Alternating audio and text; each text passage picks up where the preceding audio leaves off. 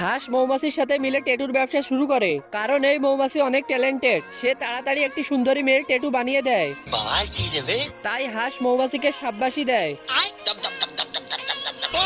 তার কাছে অনেক প্রকার ট্যালেন্ট আছে। সে তার হুল দিয়ে কাপড় তৈরি করে, अच्छा কাঠে নকশা বানিয়ে দেয়, আর কাপড়াতে ফুল বানিয়ে দেয়। গজব। বেচারা মৌমাছি পুরো কারখানার কাজ নিজেই করে, আর এই শালা হাঁস শুধু বসে বসে ফোনে কথাবার্তা বলে। कहाँ लगाया फोन?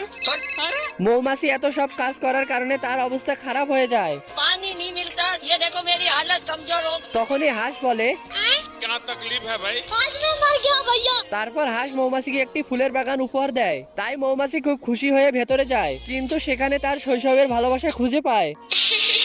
তারপর দুজনে সময় নষ্ট না করে ফুলের ভেতরে যায়, আর শালা তারপর তো মৌমাছির অনেক শক্তি আসে আর সব জায়গায় লাভ বানাতে লাগে।